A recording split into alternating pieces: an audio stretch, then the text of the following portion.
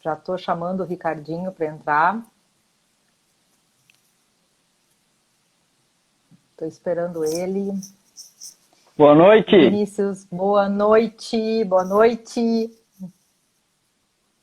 Tudo bem? Tá me escutando bem daí? Estou te escutando. Só está um pouco escura a tua imagem. Tu não tem uma luz, alguma coisa aí? Para aí, deixa eu ver aqui só um pouquinho. Não sei por que essa luz não subiu. Começou. Ah! Preciso de uma luz mais forte aqui. Acho que aqui fica um pouco melhor. Aí tá melhor. Show de bola. Pessoal, boa noite. Tava sentado mais para a beira do fogo ali, que tal? aproveitando um foguinho. Vamos tentar.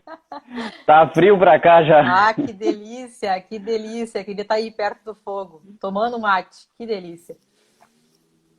O pessoal tá entrando aí, acenando pra gente. O pessoal vai falando da onde vocês são, que cidade, que estado.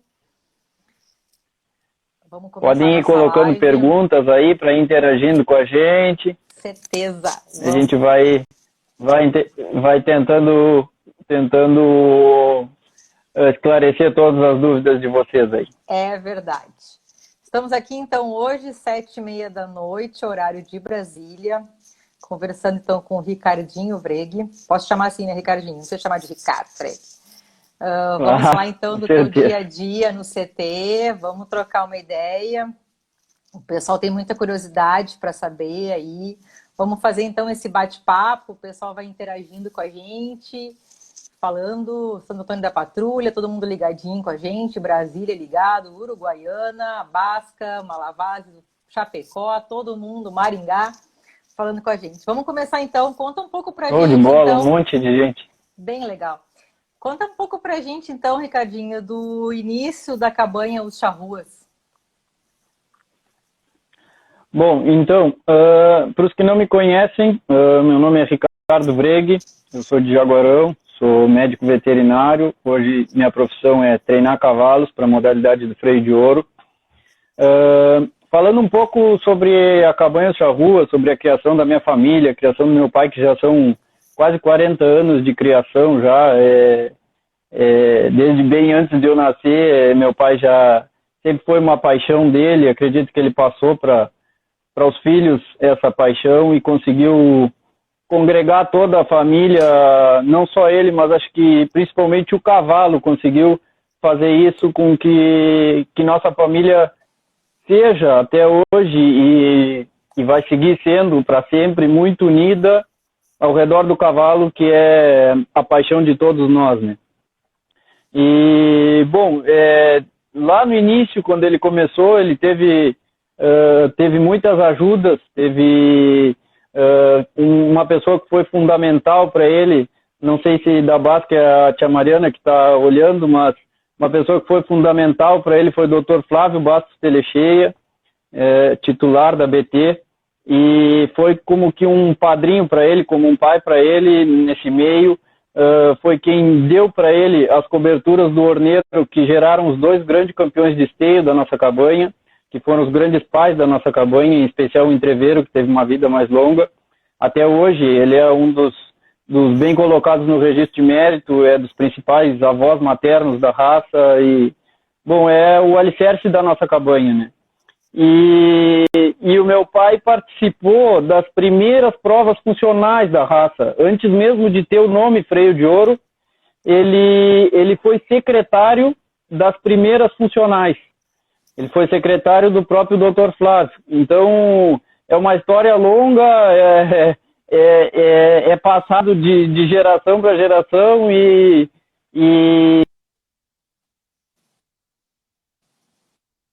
a história da minha família se cruza com a história do freio de ouro e da raça crioula, né? Não tinha como ser muito diferente, não me via e não me vejo fazendo outra coisa que não seja no meio dos cavalos, que não seja no meio do cavalo crioulo. Que tri. Ricardinho, tu comentaste do Entreveiro, conta pra nós um pouquinho da história dele, do Entreveiro Charrua. Bom, o Entreveiro foi assim, ó, o meu pai, eu nem era nascido na época, né? Mas o meu pai, junto com o meu avô, eles eles tinham uma sociedade e aí num determinado momento eles importaram uma égua para cá, para o Brasil, do Uruguai. E o doutor Flávio, por ser muito amigo dele, uma vez que veio aqui, olhou a égua e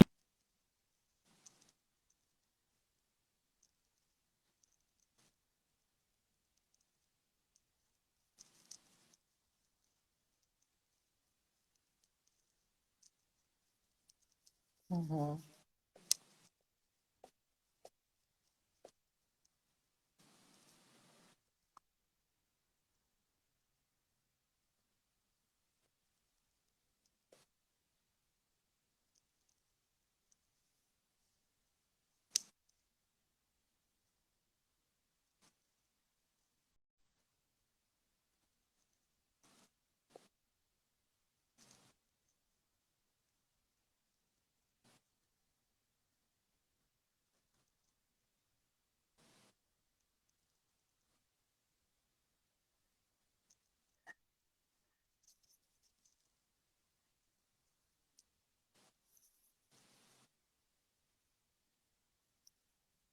Ricardinho, tá cortando um pouco o teu áudio. Ô, Ricardinho. tá cortando. Deixa eu ver. Oi, tá cortando um pouco Tá o me teu escutando? áudio. Tá Estão me todo mundo escutando falando aí? aqui, tá sem áudio. Tá cortando um pouco o teu áudio. Não Peraí. sei se tu consegue trocar pro 4G, tá cortando, o pessoal não tá te escutando. Está sem áudio. É o áudio do Ricardinho, é o meu áudio. Acho que é a conexão dele, o áudio dele, né? Que para mim veio um pouco cortado. É o meu áudio. Voltou. Valeu. Tá, beleza. Tá, a internet às vezes aqui fica meio fraca, é meio manivela aqui. Ah, Bom, voltando à história do entreveiro, então, quando ele foi grande campeão de esteio,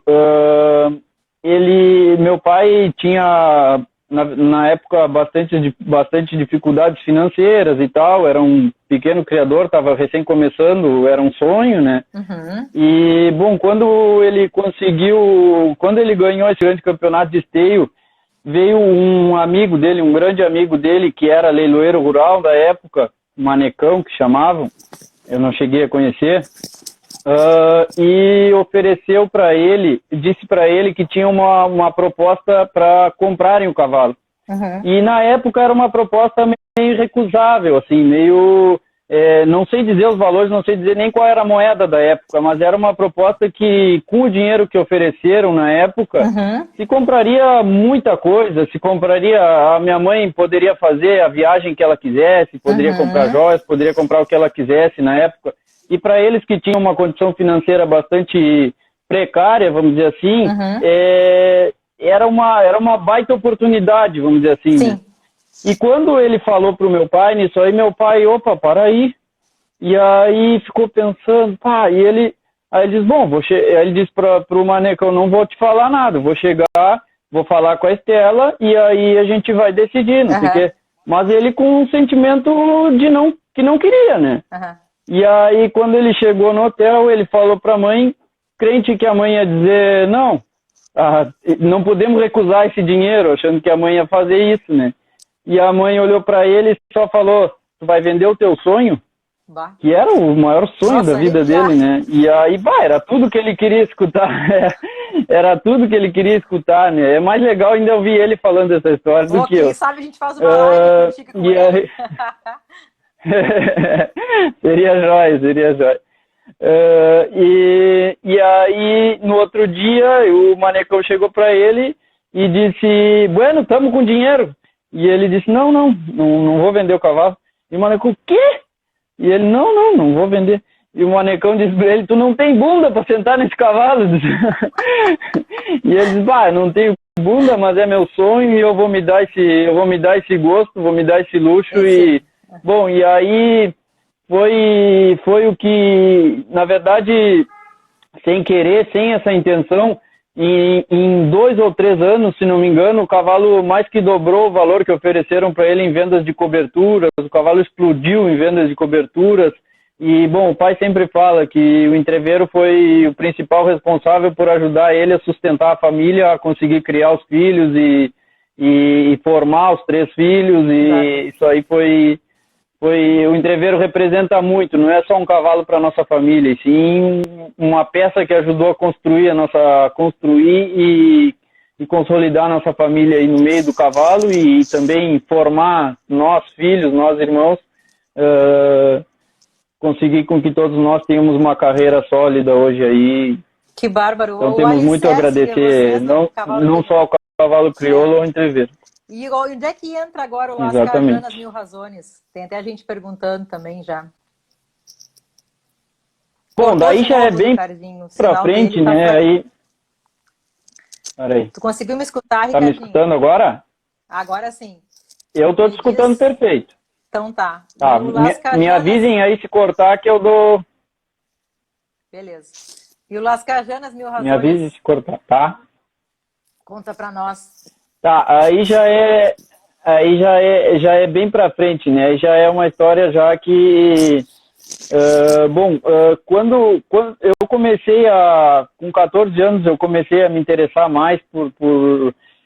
Não foi nem eu que comecei a me interessar, sempre tive esse gosto muito grande por cavalo, sempre tive essa relação muito estreita com os cavalos, assim, sempre me senti muito à vontade para lidar com cavalos e sempre tive um pouco de facilidade nessa questão.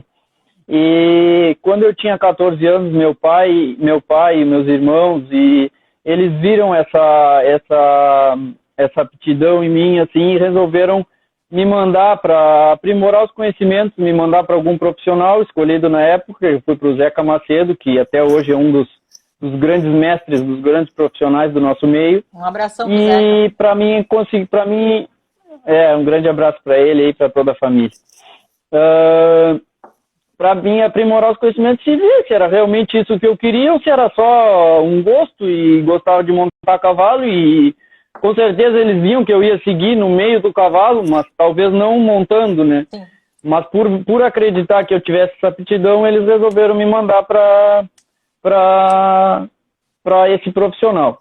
Bom, aí lá foi que começou essa paixão. Lá eu comecei a aprimorar um pouco mais o conhecimento, a me apaixonar pelo treinar cavalos, pela evolução do cavalo, por a gente entender um pouco mais a cabeça dos cavalos, por a gente aceitar cada evolução e entender cada indivíduo em especial, né? Uhum. Então, a partir daí eu comecei a treinar, a partir daí comecei a me dedicar mais. Desde novo eu já abdicava das minhas férias, abdicava de várias coisas para poder treinar, para poder ir em busca de aprendizado, e aí então começou essa paixão. Aí mas quando eu entrei na faculdade... Esse aí foi teu marco para ser treinador? Foi esse treinamento com o Zeca? Sem dúvidas foi. A partir daí que surgiu essa maior paixão, entendeu? Sempre tive essa paixão por cavalo, essa paixão por montar, mas não tinha na minha cabeça isso firme, não me via sendo treinador em si, sabe? Vivendo disso, sabe? Uhum. Mas a partir daí que eu vivi a rotina do centro de treinamento. Desde o primeiro ano que eu fui para lá, com 14 anos, eu acompanhei o Zeca no freio, que foi o freio que ele ganhou com o senhor.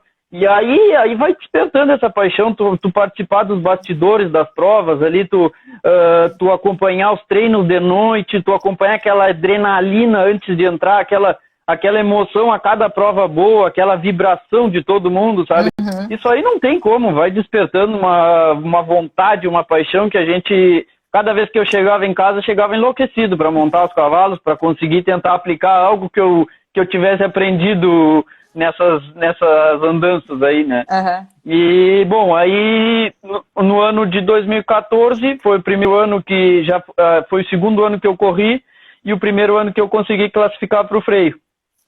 Já no segundo ano a gente corri 2 animais, 2 éguas, uma delas era a Las Cajanas Morita e a outra era a Guerreira Charrua, e conseguimos classificar as 2 éguas para a final do freio. E aí foi uma emoção ímpar, foi muito bom, foi um baita resultado para mim, que era um guri na época, já concorrendo contra profissionais de altíssimo nível, e com a Morita mesmo a gente ganhou a semifinal de esteio, então foi uma emoção muito grande, né? Foi toda a minha família, para todos foi uma emoção, além do mais que na época eu conciliava a faculdade com os treinamentos, né? Então era bem puxado assim pela questão de não conseguir me dedicar 100% do tempo e mesmo assim ter que correr em alto nível, né? Não que eu tivesse que correr em alto nível, não tinha cobrança de ninguém para isso. A gente pode 28 hoje. 28, estão te perguntando aqui que idade tu tem, porque é tanta história. Ah, tem muita história. Bom, e aí, como eu tinha que conciliar, era difícil.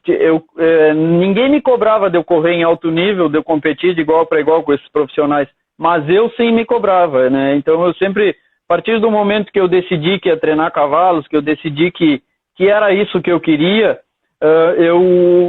eu tinha meio que a obrigação de me formar, de ter um curso superior. Minha família sempre impôs isso para mim, porque caso eu não desse certo nesse meio, eu teria um respaldo de um diploma aí que me manteria. Conhecimento nunca é demais, né? E acho que foi uma decisão acertada deles.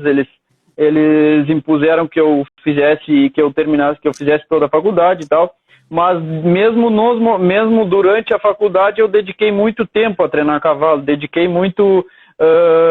me doei muito a treinar cavalo, e eu decidi que eu ia ser treinador, independente de me formar como veterinário e tal. O que eu queria, o que era meu sonho, o que era minha vontade e minha aptidão é treinar cavalos.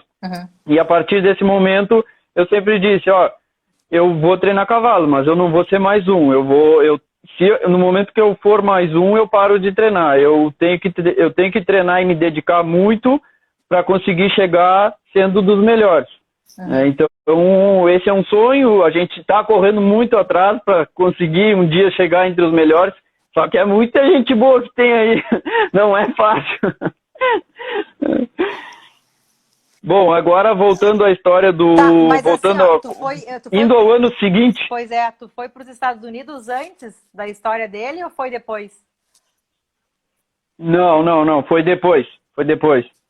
Esse ano, 2014, foi o primeiro ano que eu cheguei na final do freio. Tá. No ano seguinte, que foi o ano do Mil Razones, que esse cavalo talvez que tenha me mudado de um patamar para uma prateleira acima, vamos dizer assim, né? Sim. Me colocou num patamar bem diferente, assim como o ginete. Bom, o Mil Razones foi um cavalo muito importante na minha vida, muito importante. É um cavalo um indivíduo especial, assim, que dispensa comentários. Não tem como eu explicar para as pessoas, assim, o que esse cavalo é e o coração que ele tem, a habilidade, a inteligência. Bom, eu passaria a noite aqui falando qualidades dele, né? E, bom, então, esse ano do Mil Razones, só contando mais ou menos a história, como foi, não sei se eu não estou me alongando demais, aí me digam se eu estou me alongando demais, tá. Aí eu vou meio cortando o caminho. Não, o pessoal quer que tu fale os Mil Razones de uma vez, tu não pode contar mais nada. Vai contar, tá. A gente vai contar. Bom, tá, a gente credenciou o Mil Razones no ano de 2015 e sempre tive muita crença nele, né? Mas por ele ser um cavalo que tinha um cabresto um pouco limitado, ele saía um pouco atrás na morfologia, eu sempre tive na cabeça assim, eu tenho um cavalo craque, mas eu não posso deixar ele pisar errado. Se ele pisar errado, eu tô fora da briga. Sempre tive isso na minha cabeça. Quando eu cheguei no bocal, ele estava muito bem de cabeça, muito bem de físico, de espírito. O cavalo eu estava muito conectado com ele, sabe? A gente estava como uma coisa só, assim. E e eu aqueci muito pouco ele para entrar na primeira fase, justamente por confiar muito nele, assim. Quando a gente entrou na andadura, ele entrou fazendo um tranco, assim, um tranco que talvez fosse para 9, um baita tranco ele entrou fazendo. E ele, por estar muito descansado e muito ligado, na época tinham umas éguas de remate que estavam lá perto da pista, e essas éguas começaram a relinchar bem na hora, e ele deu uma relinchada e perdeu o tranco bem na hora, pertinho, faltando 2 metros para acabar, para chegar na raia para trotear. Uhum. E eu tomei 4 nesse tranco, assim. Na hora me veio na cabeça, tá, botei, aqui eu botei fora meu sonho, né? Perdi. E aí, mas tá, aí segui, fiz o trote, ele tomou 9 de trote, eu acho, fiz o galope, ele tomou 8,5 ou 9 também, e deu quase 11 ainda de andadura, deu 10, 900 e pouco. Aí eu escutei a média e digo, mas eu acho que não tá perdido. Tô bem. Vamos dar uma tentadinha mais. E aí, saí na figura e só deixei ele andar, aí só indicava e ele brincou de fazer, né, o cavalo era fora de série mesmo. Aí ele fez uma baita figura e ele fez uma baita primeira fase, mesmo com esse erro do tranco, a gente tinha saído em 31º na morfologia, lembro bem direitinho. E a gente subiu para 7º nessa primeira fase, mesmo com esse erro que ele cometeu no tranco. Aí a gente já foi para Mangueira, já entre os 7 primeiros, isso aí já estava nos colocando num outro patamar, e ele andou super bem na Mangueira, ele voou dentro da Mangueira, e aí ele subiu de 7º para 4º. Daí, eu um guri na época, né, não me via, não me enxergava muito ali, claro que era um sonho, mas ali chegou um momento que eu estava entre os 4 melhores da raça, né, entre os 4 melhores inéditos da raça, né, e sendo o bocal a segunda prova mais importante da raça, né. Então, isso aí já me colocava num patamar muito, muito além do que eu imaginava, né. E, bom, eu acho que um pouco essa pressão de estar ali, e o cavalo chamou muita atenção de muita gente. Então, muita gente que nem me conhecia estava torcendo pelo cavalo. Acho que pelo fato de ser um ginete novo, pelo fato de ser um cavalo que saiu muito atrás e veio galgando posições, e ser um cavalo craque, ele conquistou muita gente, sabe? E eu também, acho que as pessoas torcem pelas pessoas novas, pelas pessoas que não têm ainda know-how no meio, né? E a gente foi correr boi em 4º. Aí na época eu corri com o Guto, com o PO Bandidaço. E no primeiro boi, ele era um cavalo muito sensível da boca, e no primeiro boi, a gente saiu no boi, assim, o boi ameaçou sentar, e eu dei uma levantadinha na rédea, assim, e ele meio que ameaçou esbarrar, e o boi se escapou pela minha frente, e eu zerei a paleteada. Aí, e naquele momento foi uma frustração muito grande, assim, parece que como que o mundo caiu sobre mim, assim, sabe? Desabou tudo. Era o sonho que estava chegando perto, de uma hora para outra eu botei fora. Para mim eu tinha posto fora ali naquele momento, né? Sim. E foi um momento, claro que hoje eu enxergo como um momento lindo, né? Passado esse momento triste, as pessoas, eu zerei o boi e as pessoas, a plateia estava tão envolvida com o nosso conjunto que começou a aplaudir. A plateia começou a aplaudir como para levantar a gente, como para levantar a minha moral, sabe? Claro. Para me consolar, exatamente. E resulta que na segunda paleteada, eu saí meio com raiva de mim mesmo, assim. E aí ele paleteou para 10, aí foi 10 a segunda paleteada. Aí eu achei que nem iam chamar, saí chorando da pista arrasada, assim. Aí chamaram os finalistas, e eu passei em último pro domingo. Passavam 12 na época, se não me engano, e eu passei em último.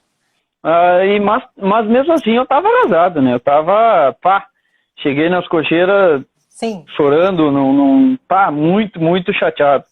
E, bom, e a minha família, como sempre, como em todos os momentos da minha vida, tanto nos momentos ruins como nos momentos bons, principalmente nos momentos ruins, eles estavam lá, e aí me abraçaram, me deram maior força. E isso aí, aos poucos, eu acho que foi mudando a minha consciência, assim, sabe? E eu até sempre digo que quando eu fui das cocheiras pro acampamento no sábado de noite, eu não consigo contar quantas pessoas me pararam para me desejar boa sorte e dizer que acreditasse que ia dar, sabe? Sim. E foi muita gente, era muita gente. E eu acho que isso foi entrando um pouco dentro, aos poucos foi entrando dentro de mim, assim, essa crença que todos estavam em nós e que eu tinha perdido naquele momento, né? Sim. Bom, e no outro dia a gente amanhã, eu digo a gente porque o cavalo também estava endiabrado, então Mas é o conjunto, eu acho que né? É tu, é ele, é a família, é todo mundo, né? Exatamente. E aí no outro dia a gente estava iluminado. Eu me arrepio assim porque foi um momento muito importante na minha carreira. Olha, é emocionante demais a gente falar contigo. Eu me emociono do outro lado aqui, porque a gente sabe da tua luta, da tua trajetória, o quão importante faz parte, eu acho que teus amigos, teus colegas, domadores de netes que estão do teu lado também, que torcem por ti. Eu começo a me lembrar de quando eu comecei a aquecer ele no domingo e esse cavalo estava, não gosto nem de falar, ele estava nas nuvens, assim, o cavalo estava pronto para voar. Bárbaro. Bom, dito e feito, a gente entrou dentro de pista e ele... E a gente entrou dentro de pista e ele realmente voou. Ele não baixou de 18 em nenhuma das provas do domingo. Na Mangueira ele entrou e voou. Quando eu aqueci ele, eu senti isso. O cavalo estava muito conectado comigo. A gente estava muito conectado mesmo. E a gente estava acompanhado por Deus. Ele entrou e voou em todas as provas. A gente foi para a paleteada em quinto já. A gente subiu na Mangueira e na Baiara, a gente subiu para quinto. E na paleteada a gente fez 2 corridas maravilhosas, uma para 9 e outra para 10. E aí a gente acabou classificando em quarto e eu fui considerado o ginete de destaque do Bocal de Ouro. Dentre todos os profissionais que são ídolos meus até hoje e a gente foi escolhido o ginete de destaque dessa prova tão importante. Então, acho que eu me emociono porque esse cavalo ele até hoje sempre vai ser, eu nunca vou montar nada parecido com ele. Se eu montar, eu só tenho a agradecer porque não existe nada igual a esse cavalo. E, bom... Desculpem aí que a gente acaba lembrando e se envolvendo, não tem como...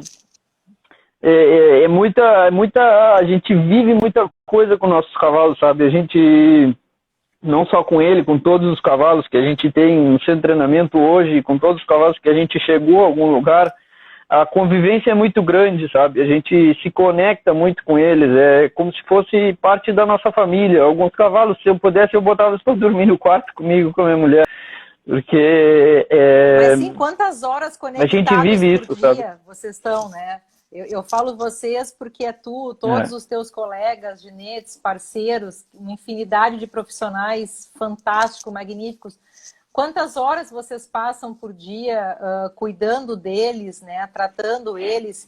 E eu acho que essa interação, como tu disse, na hora que tu sentiu que tu precisava dar o teu melhor, o animal sentiu também que era necessidade dele dar o melhor. Então, tu vê a interação que tem, é uma coisa fantástica, única, e o teu sentimento pra gente é assim, ó, é maravilhoso, porque arrepia a gente aqui, tem muitas pessoas emocionadas também.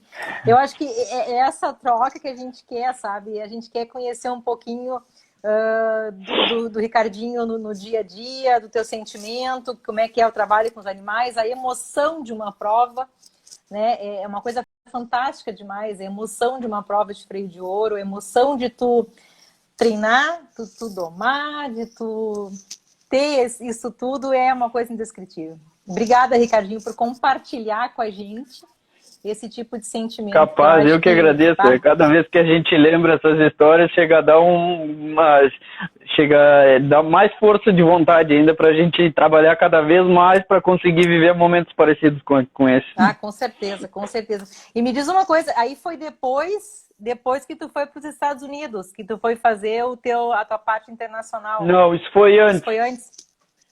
Isso foi antes, foi 2015. Aí no ano seguinte, eu fui para os Estados Unidos, eu tranquei um semestre da faculdade, aí eu fui passar 6 meses nos Estados Unidos, eu fui para um centro de treinamento de rédeas e uma clínica de fisioterapia equina, justamente para conciliar as duas partes, tanto a parte veterinária quanto a parte de treinamento. E o que tu levou de experiência para eles e o que tu trouxe de mais interessante de experiência? Na verdade, eu fui para aprender, né? Eu não fui para levar experiência e sim para aprender. Eu cheguei lá com a cabeça totalmente aberta para trazer tudo que eu conseguisse aprender por lá para conseguir aprimorar o meu trabalho aqui, né? Claro que a modalidade é diferente, então algumas coisas não encaixam, não adianta a gente chegar de lá e querer aplicar tudo que a gente aprendeu lá, porque algumas coisas realmente não são o ideal para a nossa modalidade. Uhum. Mas, sem dúvida, aperfeiçoa muito o nosso trabalho. A gente aprende muito a lapidar os cavalos, eu aprendi muita coisa lá, e principalmente aprendi a pensar como o cavalo pensa, como o cavalo age, né? A entender os cavalos, uhum. né? E isso aí me fez crescer muito.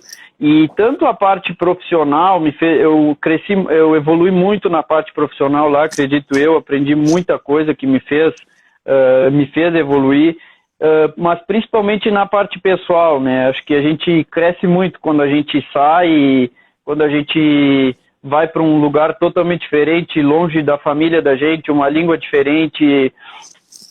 Acontece qualquer coisa, a gente não tem nem pai nem mãe ali do lado para falar pra gente o que fazer e nem para dar um abraço ali. Então é uma coisa que a gente tem que aprender a se virar, sim ou sim. E claro que eu fui muito bem acolhido por quem me recebeu lá, né? Uhum. Mas sem dúvida o crescimento pessoal é enorme, faz a gente crescer muito esses desafios. Essas experiências. Né?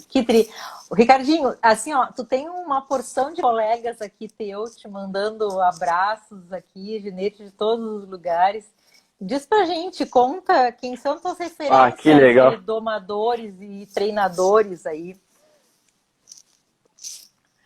Bom, então, assim, teve muita gente que me ensinou muito na minha vida, né? Acho que eu passaria muito tempo aqui citando todas as pessoas que me ajudaram, todas as pessoas que me ensinaram,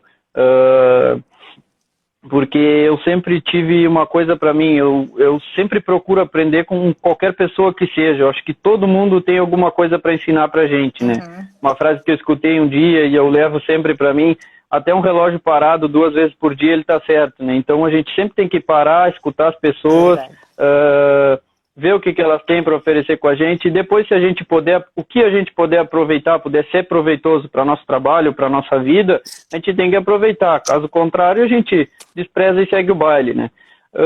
Mas eu cito sempre 4 mestres que foram muito importantes na minha vida, que eu acredito que talvez 90% do meu trabalho tem uma pitada de cada um deles, né? O primeiro deles foi o Zeca, que foi talvez o que mais me ensinou desses 4 mestres, foi quem me despertou essa paixão por treinar, quem me despertou essa paixão pela evolução do cavalo e pelo cuidado, por ser minucioso com cada detalhe assim, do treinamento, né? Uhum. Depois disso, teve uma pessoa que também me acolheu na casa dele como um pai, fui como um segundo filho para ele, assim, que foi o Lindor Colares, um grande profissional do nosso meio. Até gostaria de mandar um abraço para toda a família dele aí. E passei um tempo na casa dele antes de correr minha primeira credenciadora profissional. Uhum. Eu fui para lá, ele me ajudou muito, me ensinou muita coisa, abriu o livro, vamos dizer assim, e foi de muita valia. Hoje eu trago muita coisa muito muito aprendizado mais na parte campeira, na parte de trabalho com gado. Eu trago um pouco da identidade dele que tem no meu trabalho. Depois, posteriormente a isso, eu fiz um ano de assessoria com o mestre Jango Salgado, que é um ícone, que é referência no mundo equestre, não só nas rédeas, não só no freio, não só no Brasil, e sim no mundo. É um cara renomado, que não dispensa qualquer comentário. A gente fez um ano de assessoria com ele, na qual foi muito engrandecedor, foi muito aprendizado que eu tive com ele, e foi um cara muito importante na minha vida profissional. E posterior a isso, eu passei 6 meses nos Estados Unidos, montando com o Gabriel Diano, que é um baita profissional, um cara que foi reservado campeão do Potro do Futuro nos Estados Unidos. Aqui no Brasil ele ganhou tudo que tinha para ganhar na modalidade rédeas. Um cara extremamente talentoso, extremamente habilidoso, e me recebeu também de braços abertos nos Estados Unidos. Eu passei 6 meses lá, ele me passou muito conhecimento e me fez crescer muito também como profissional. Então eu cito esses 4 mestres que eu acredito que na minha forma de montar, na minha forma de treinar, na minha forma de apresentar, tem uma pitada de cada um deles. E eu sempre digo que eu acho que a gente tem que se espelhar muito neles. Eu me espelho muito nesses grandes profissionais, não só neles, como em outros profissionais que são ídolos no nosso meio. Mas eu sempre digo que eu tô chegando num momento que eu não quero ser nem o Zeca, nem o Gabriel, nem o Jango e nem o Colares. Hoje eu quero criar minha identidade, que é o Ricardo. E, bom, acho que a gente está adquirindo um sistema, um método de treinamento, um programa de treinamento e uma forma de apresentar, de correr, que vai consolidando a nossa identidade aí e se Deus quiser, vai nos trazer muitas alegrias. Mas já é um ídolo aqui, como tem muita gente falando, ídolo. Fantástico. Ô, Ricardinho, agora tu comentasse do teu trabalho aí, então. Comenta pra gente, não sei se dá para falar sucintamente, um animal em início de doma, intermediária, depois já com um pouco mais avançado. Como é que é o teu trabalho no teu CT? Bom, então, primeiro, antes de tudo, antes de começar, eu queria falar um pouco de duas questões que... uma delas é a nossa parceria com a Supra, né, que queria ter falado até lá no início, mas acabou que foi montando um assunto no outro e a gente não conseguiu.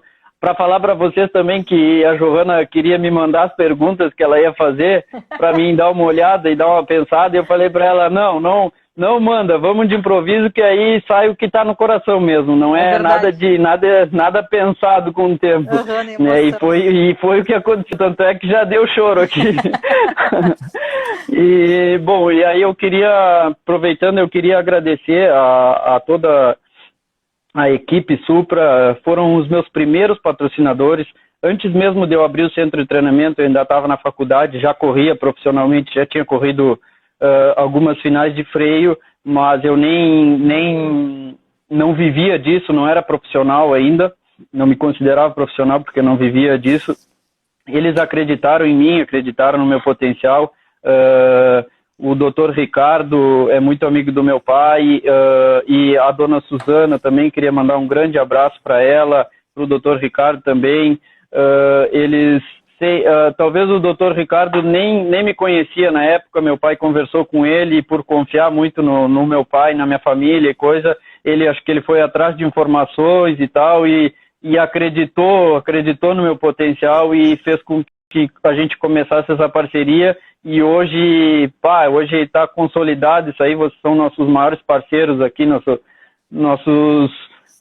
e, bom, eu sempre digo que eu acho que a Supra tem um papel fundamental no nosso resultado, porque é a nutrição dos nossos cavalos, né? Nossos atletas que, sem isso, começa pela boca, pela alimentação, pela nutrição. Somente assim a gente consegue extrair o melhor resultado deles, né? E depois, falando um pouco, começando a falar sobre o nosso trabalho no dia a dia, eu não posso deixar de falar na minha equipe, né? Eu acho que a gente que vive um centro de treinamento, a gente que tem um certo volume de cavalos, a gente depende de uma equipe, a gente não consegue fazer nada sozinho. Eu acho que eu sou parte pequena dentro do CT Ricardo Vreg. Eu acho que cada um aqui dentro tem o seu papel fundamental. Hoje a nossa equipe fixo aqui contém 5 integrantes, contando comigo. Depois tem mais a parte veterinária, a parte de ferreiro, que também são fundamentais no nosso trabalho.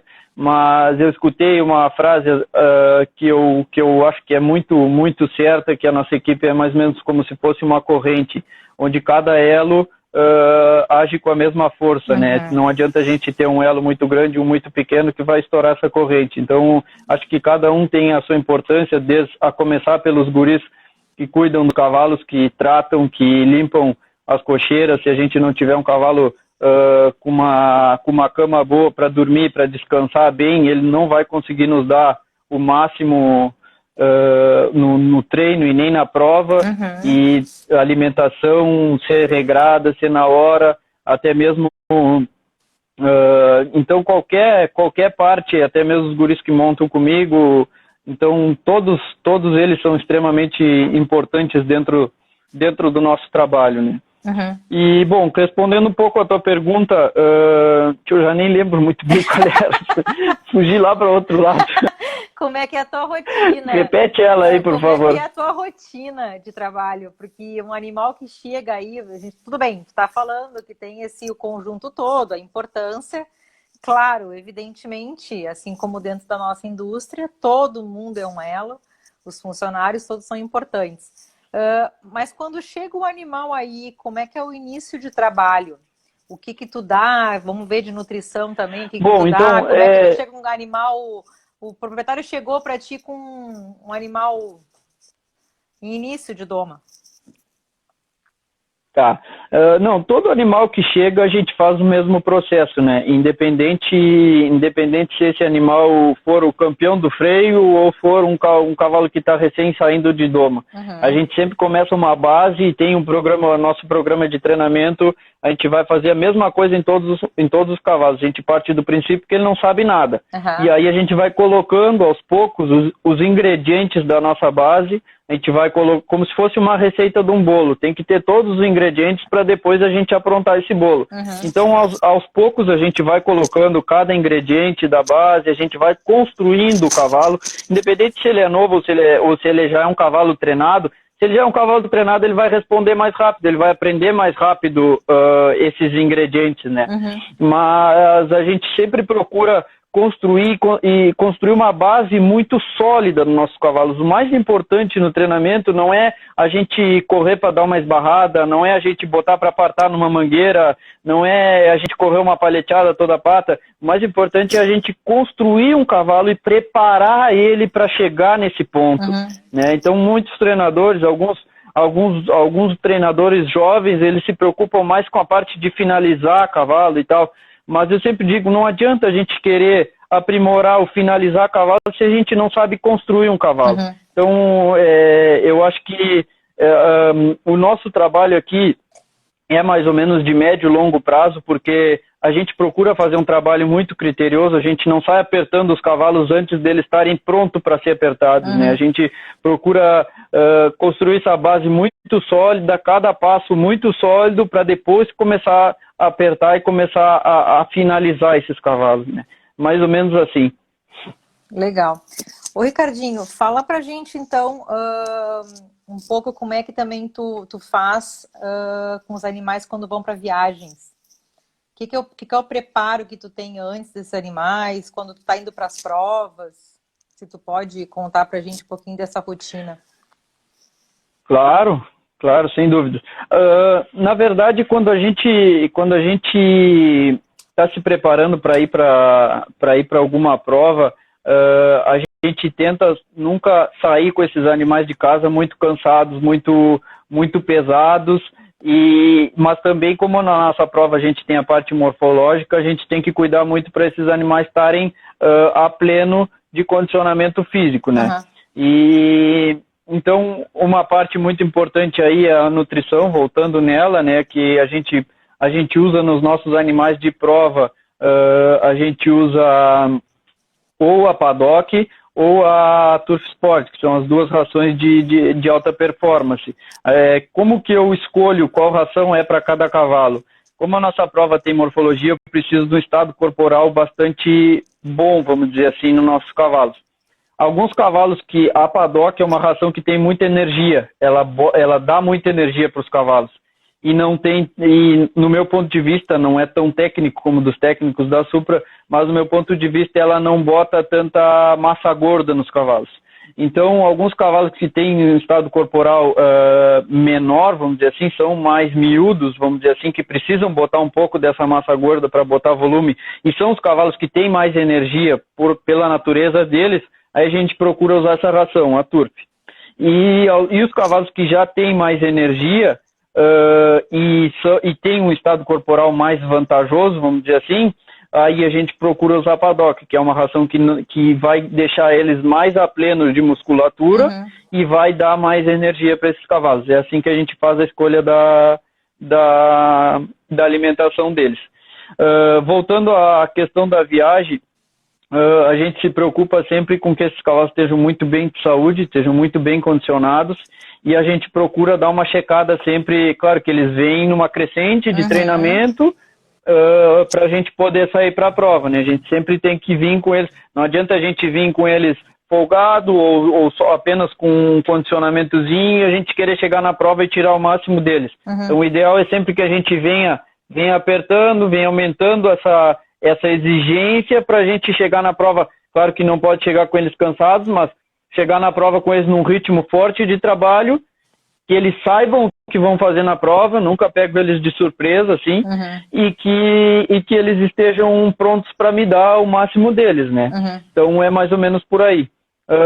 Uma coisa que eu me preocupo um pouco é quanto à água na prova. Às vezes a gente acaba levando algum eletrolítico, alguma coisa que coloque na água para que às vezes os lugares têm um gosto diferente, os cavalos estranham, né? Então a gente usa um eletrolítico para eles tomarem água melhor, para eles não sentirem tanto gosto e tal.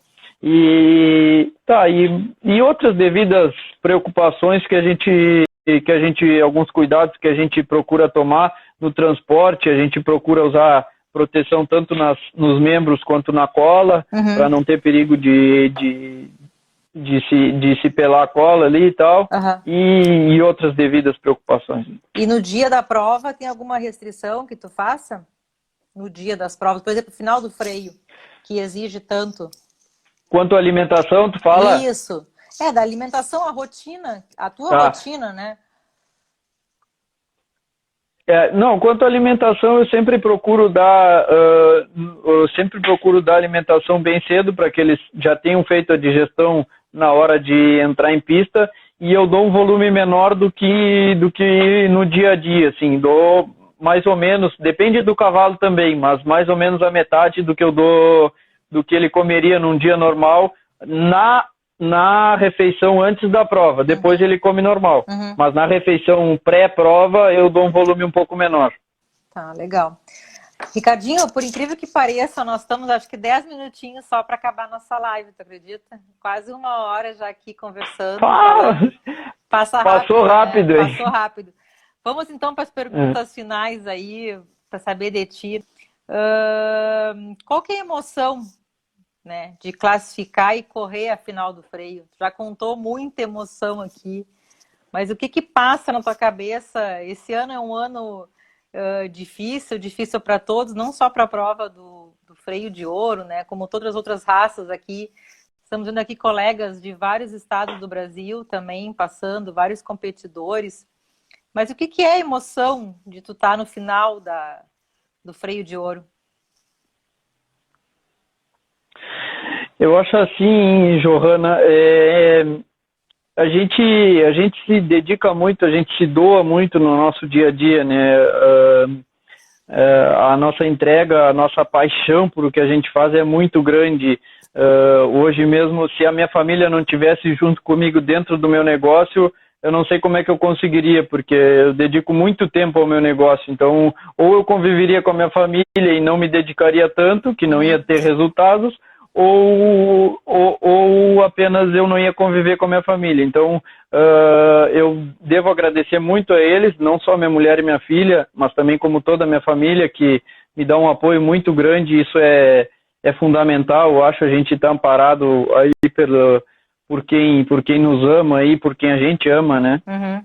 E, bom, eu acho que quanto à questão da emoção de chegar num freio, isso aí é uma sensação ímpar, assim, né? Porque isso nos coloca no terço superior da raça. Isso prova com que a gente está fazendo um trabalho bom, com que a nossa dedicação está tendo resultado, né? E eu sempre digo, eu acho que o resultado final lá é uma consequência de várias questões. Acho que a gente sempre tem que dar o máximo, tem que chegar na prova com a sensação de que a gente não deixou um pingo para trás, que a gente não deixou nada para trás, que a gente se esforçou ao máximo em todos os quesitos. E sempre que a gente chega com essa sensação, tem que entregar na mão de Deus e curtir a prova, aproveitar a prova e aproveitar o trabalho que a gente fez com tanta dedicação e com tanto amor. Quando é assim, quando a gente está bem montado, o resultado vem mais ou menos ao natural. Então, mas isso vem só para coroar tudo que a gente se dedica, e é uma emoção muito grande porque a gente está no meio e competindo de igual para igual mas com profissionais que a gente idolatrou e que a gente idolatra e é fã até hoje, né? Então, isso aí nos coloca num patamar muito, muito gratificante, vamos dizer assim. Show. Não tem nem como perguntar, né? Qual a importância da família. Tu falou desde o começo, não só a família, a tua esposa, a tua filha, mas também os empregados, tudo aí que estão contigo, a equipe junto é uma família, né? É fundamental esse apoio. Tudo é uma família. Exatamente. Exatamente. Eu acho que tudo não só a minha família, mas a minha equipe é como se fosse minha família, porque a gente convive muito, né? A gente briga, a gente se abraça, a gente se beija, então é como a nossa família, né? A gente convive muita parte do tempo com a equipe, a família vem para dentro do nosso negócio para conviver com a gente, para poder apoiar também. Então eles são um alicerce que faz com que a gente se mantenha com a cabeça boa, com a cabeça no lugar. E tudo, estão me escutando aí? Sim. Tá? Tudo depende da gente estar bem. É uma prova que lida muito com o psicológico da gente, lida muito com o emocional da gente. Então depende muito da gente estar com a cabeça boa, da gente estar bem consigo mesmo para conseguir dar o máximo da gente, tanto no trabalho quanto nas provas. Show. Ricardinho, bem rapidinho, vamos ver qual é o conselho que tu dá para um proprietário que quer iniciar, comprar um cavalo, qual é o conselho que tu dá? Eu perdi o início da pergunta que o meu fone está acabando a bateria. Qual conselho tu dá para um proprietário que quer iniciar hoje num cavalo crioulo, numa prova de freio? Para quem não...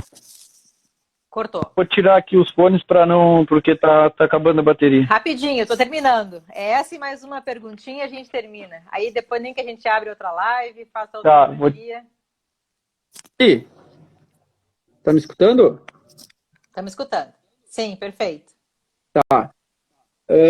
Bom, eu diria se não é uma pessoa do meio, se é uma pessoa que está entrando na raça, eu diria para se orientar e para buscar alguém que tenha conhecimento, alguém que seja ou algum técnico da raça ou algum treinador mesmo que tenha conhecimento e que possa indicar algum animal que seja bom realmente para a pessoa não investir em algum animal e depois, posteriormente, não ter resultado com o mesmo, né? Então, eu indicaria que essa pessoa procurasse alguém do meio, procurasse alguém da raça para que orientasse ela e para que fosse atrás de grandes profissionais aí para conseguir ter um bom resultado. E o conselho para os, vou dizer assim, novos ginetes, mesmo tu sendo um novo ginete, um conselho para essa juventude que está aí, uma Bárbaro?